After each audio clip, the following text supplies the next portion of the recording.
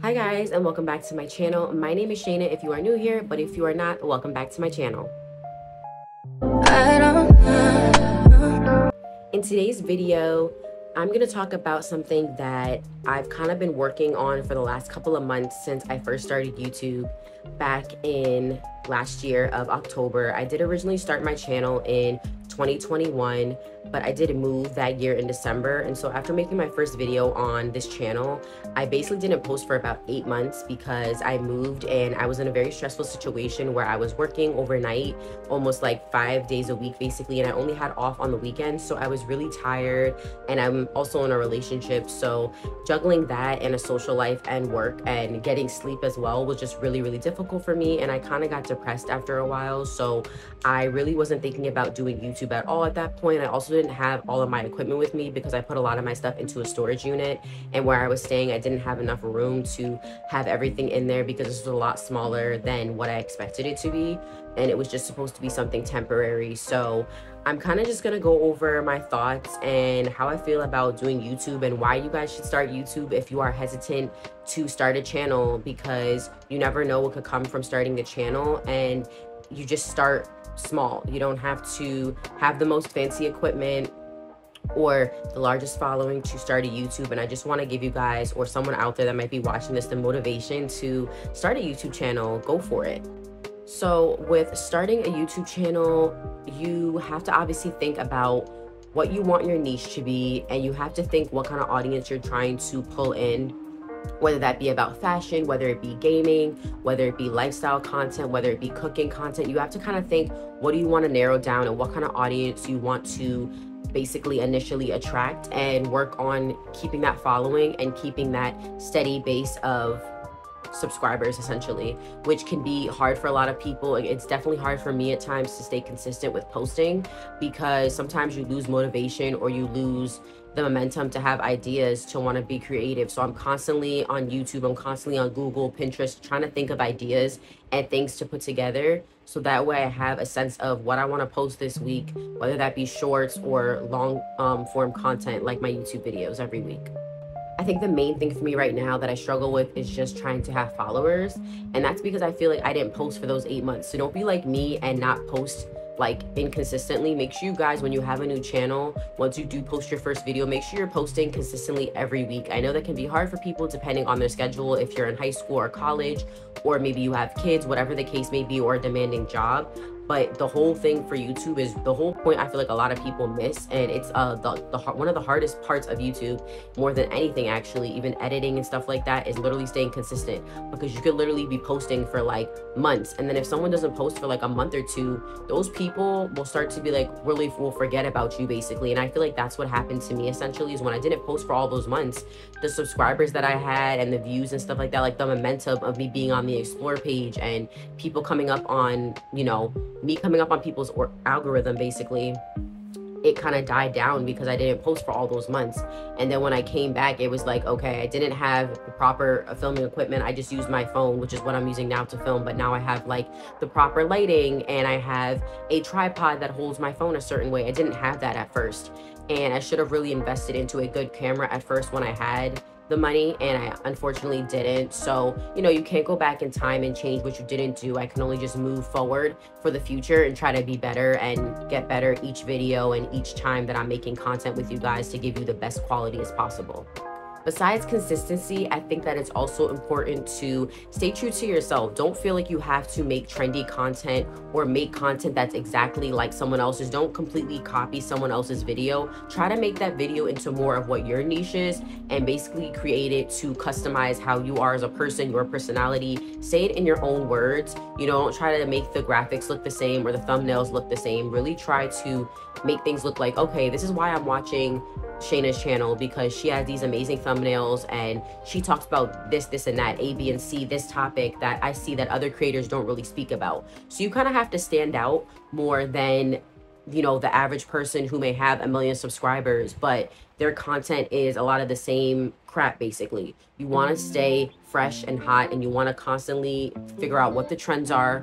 You want to really do your research, whether that be TikTok, YouTube, Google. You want to check the algorithms of things, and that's what I like to do, to actually really dive deep into figuring out what works for me, what's not going to work for me, what's trending right now, what isn't, you know, what's going to do better, what's going to get more views and mainly engagement. Because obviously when you have a lot of engagement, you attract more brands, and you attract more brand sponsorships and partnerships down the road, or you attract management, things like that. So you really have to always keep that in mind, whether it be your appearance, how you're speaking, how you present yourself to people, because really ultimately as a YouTuber or any type of person in social media or being an influencer or anything like that, you are really representing yourself as a brand. And honestly, sometimes I feel like that's very overwhelming for me sometimes, because I don't always like to wear makeup in my videos, and I have acne prone skin. So for me, like today, I'm letting my skin breathe because I've had makeup on for the past 3 days.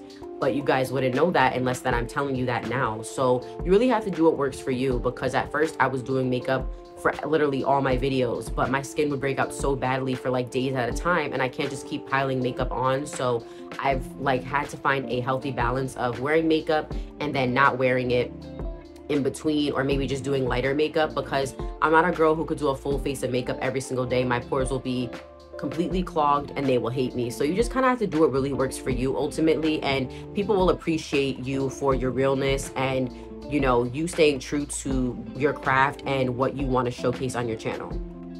I think that a lot of people are afraid to start channels because they are insecure, or they are scared of what other people are going to say, like their friends or families, even their partners. Not a lot of people always have a support team in that way, that it's like, oh, well, you should do YouTube and you'll do great at it. A lot of people laugh at YouTube like, oh, it's just a hobby. That's great to have a hobby. But in reality, this is not a hobby. This really could be a career for a lot of people, and it is a real career for a lot of people. So I think people really have to start doing their research about, you know, that YouTube is something that it could be a full-time career for you. If you get enough brand sponsorships, you get enough AdSense, you have enough engagement, at the end of the day, you could really make a living off of this. And I see people do it all the time. I've been seeing people do it for years. So for me, it was really just getting over that hurdle of having that fear. And also, I didn't always have my own room. So for me, I really waited till I had my own room. And that wasn't until like the last 2 years that I had my own room. And then I did move out of my mom's house, and then I recently moved back last summer. So now I do have a room by myself again. But I had a different room before. I was in the bigger room. Now I'm in a smaller room. So my setup is not as nice as it would have been if I would have still been filming in the other room, but I do make it work with what I have. You really have to finesse what you have and honestly just make it work. You can always get a backdrop. You can do a green screen backdrop if you don't want to show off your backdrop, if it's messy, or you share a room with a sibling or something like that. Really just try to work with what you have, so that way you don't have to break the bank. If you do have the money to buy backdrops, like they're really not that expensive on Amazon. I've done it before, and I find that it's a great investment because you can use them over and over again. You just wash them if you want to clean them, and then you just rehang them basically. And the supplies for like the photo hanger and stuff like that with the clips, it's all included. It's literally like $30. So it's really not that expensive. But just know you don't have to have the most fanciest things or the best quality to, you know, best quality setup, essentially. Not necessarily the best quality, like having crappy phone quality. That's, I feel like, is even more important. But just, you know, just know you don't have to spend the most money on having a nice backdrop. You can have what you have already and just make it look nice and kind of like just finesse it until you can afford something more expensive, or you have a nicer background, like your own apartment or your own, you know, office space to film, essentially.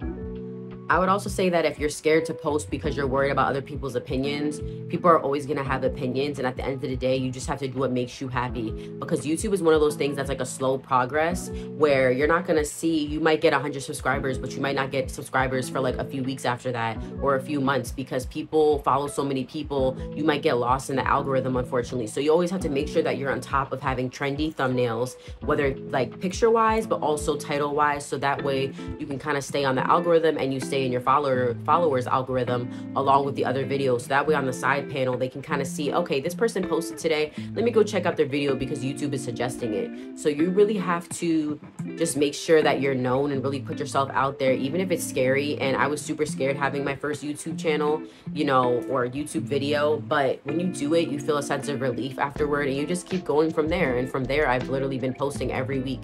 Even if it's not twice a week, I've been posting at least once a week. And now recently I've started doing shorts. shorts for the past like month or two. So I really have been trying to just put my like hands into pretty much a bunch of areas. Don't ever put your eggs just in one basket. Because you never know, like I said, the opportunities you could be given and stuff like that when it comes to other forms of social media like Instagram, TikTok. Like, also make sure you have other forms of social media, not just YouTube, because people want a way to reach you and connect with you, and you really want to give your followers a sense of personal touch. You really want to make them feel like you guys are friends, like I know you in real life, like we're on FaceTime. So really just think about that and how personal you want to get with people. You want to see like how far you want to get personal with them, or as little, because some people I know are more private on YouTube. I'm a pretty open book when it comes to YouTube, but there's certain things I obviously wouldn't touch on. So just kind of have to figure out what works for you and what level you're willing to go for your videos and your viewers.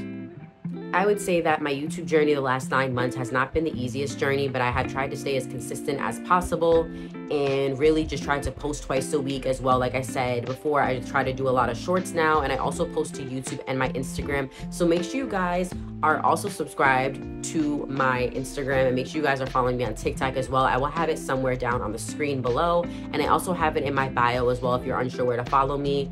And if you are a brand watching this and you would like to send me anything or do a collaboration, my email is also in the bio. So that's something else I also want to discuss, is that make sure you also have your email, like a business email, in your bio, so that way brands can reach out to you, or have your social media linked below, so that way people can reach out to you, because otherwise they're not sure where to reach out to you, and you may miss out on brand deals or, you know, collaborations or getting on PR lists due to that. So just know that in the back of your head, because at first I wasn't posting really my email too much, but I eventually made it a separate Gmail account from my personal account specifically for YouTube, so that way when the time comes I can get reached out to management or reached out by brands for collaborations or be on PR lists. So it will be important in the future, even if it's not, you know, right away that you're getting thousands of followers, but just keep that in mind for the future. I hope this video wasn't too long for you guys today, but I just wanted to give my thoughts and opinions on different topics about YouTube and my personal journey, and, you know, in the last 9 months, how do I feel about, you know, doing YouTube, and how has it made me feel, and, you know, different tips and tricks that I can offer to people from what I know so far, because I'm not a super big YouTuber yet, but, you know, it's a goal, and it doesn't mean it's not it's not gonna happen. But I just want to give you guys the courage and motivation to make a YouTube channel. If you really want to go for it, please go for it, and don't let people make you feel afraid or that you shouldn't do it because it's stupid, because you never know what your life could turn out to be if you just let those people's opinions get out of your way and get out of your head. Sometimes we are in our own ways, and sometimes we have to realize that for ourselves, or have someone else let us know that, so that way we can do what we want to do that actually makes us happy in the end. I hope you guys enjoyed today's video, and I hope you guys got some tips and tricks from this video overall, and maybe it gave you some motivation to start a YouTube channel or just go for what you want on YouTube, you know, after watching this video. So if you did like today's video, please give this video a big thumbs up. It's always appreciated, and make sure you guys hit that notification bell to stay notified when I upload every Wednesday and Saturdays, sometimes on Sundays if you're lucky. And make sure you guys hit that subscribe button if you are not already subscribed to my channel. Welcome to the fam if you are new. And if you are not, then thank you so much for watching my video, and always, you know, giving me the encouragement to keep going. I love you guys so much, and I will see you guys in my next video. Bye guys.